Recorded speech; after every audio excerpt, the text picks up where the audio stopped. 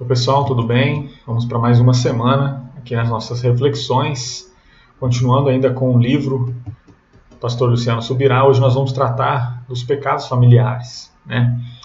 Apenas para título de ilustração, vamos fazer uma comparação, né, com as leis da física, né? Toda ação traz consigo uma reação, né, em sentido contrário, com a mesma força. Ou seja, toda atitude nossa, ela traz uma consequência, né? Por mais que eu não sei sobre a lei da gravidade, mas se eu me lançar de uma sacada, de uma janela, né, se eu pular, eu vou cair no chão. Essa é uma consequência, né?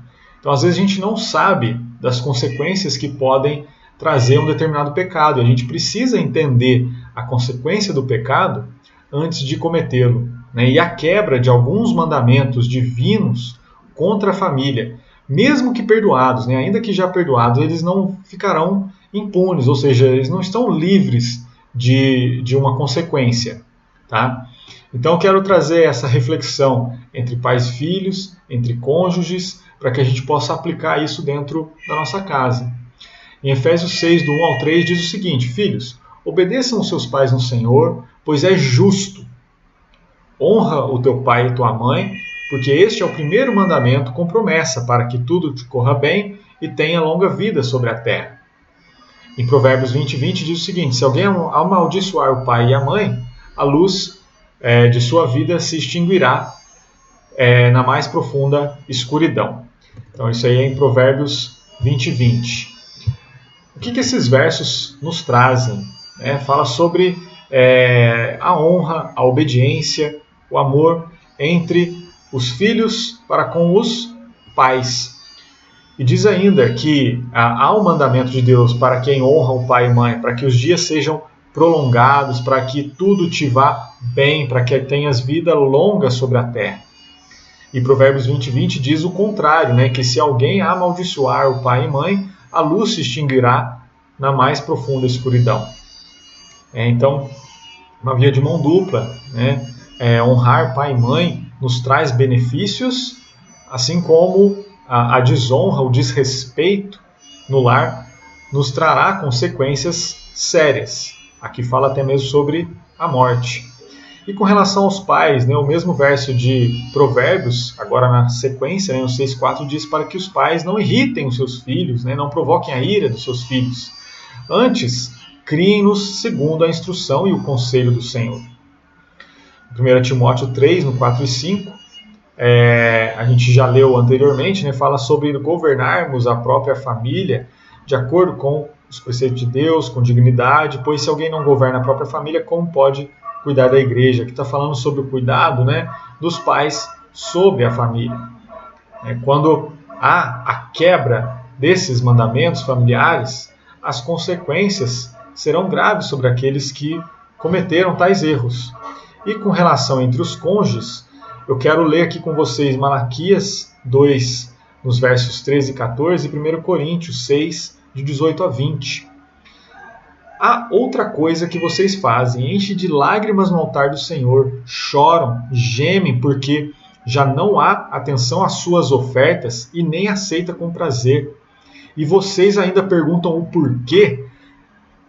Até aqui, o que está acontecendo? A pessoa, né, a família, ela tem buscado a Deus, tem chorado no altar, tem orado, tem trazido ofertas, né, mas Deus não ouve. E aí você pergunta por quê? E aí o profeta Malaquias continua: é porque o Senhor é testemunha entre você e a mulher da sua mocidade, pois você não cumpriu a sua promessa de fidelidade, embora ela fosse sua companheira, a mulher do seu acordo matrimonial. Então aqui está falando que o desrespeito no lar, né, não só em relação ao adultério ou à infidelidade, né, de cônjuges, mas o desrespeito vai interromper a oração. Leia novamente lá 1 Pedro 3,7. Né? Está falando que não adianta você ir na igreja, buscar a Deus, fazer todos aqueles rituais, né, cumprirem aqueles rituais ditos religiosos e sagrados, se você não tem cuidado da sua família. Deus não vai ouvir a tua oração. 1 Coríntios 6, 18 a 20 diz: fujam da imoralidade sexual. Todos os outros pecados que alguém comete fora do corpo, mas quem comete o pecado da sexualidade peca contra o seu próprio corpo. Acaso você não sabe que você é santuário do Espírito que habita em vocês, que lhes foi dado por Deus e que vocês não são mais de si mesmos? Vocês foram comprados por um alto preço, portanto glorifiquem a Deus com o seu corpo. É isso que o apóstolo Paulo nos ensina, né, quanto ao pecado da imoralidade sexual. Isso vai trazer consequências para a nossa vida, para a nossa família. Ou seja, aqui é tempo para que a gente possa refletir, né, sobre as nossas atitudes em casa, que a gente tenha mais compaixão, empatia, que haja diálogo, né, entre pais e filhos, filhos e pais, entre cônjuges, entre irmãos, entre amigos, né? A intenção não é que você ressuscite aí os pecados, né, e traga condenação sobre aquilo que Deus já justificou, mas que a gente possa ter temor para não pecar mais, né? E se pecarmos, que haja arrependimento e perdão. Apenas 2 frases aqui para a gente finalizar, são retiradas aqui do livro que nós estamos analisando, né? O arrependimento ele envolve não apenas o reconhecimento do erro, né, do pecado cometido, mas também o entendimento do quão nocivo aquele pecado foi contra Deus, contra os outros e até mesmo contra a própria pessoa. O arrependimento ele não é somente um caminho para receber o perdão, mas ele também faz parte de um processo divino para que a gente seja afastado do pecado e não cometa mais.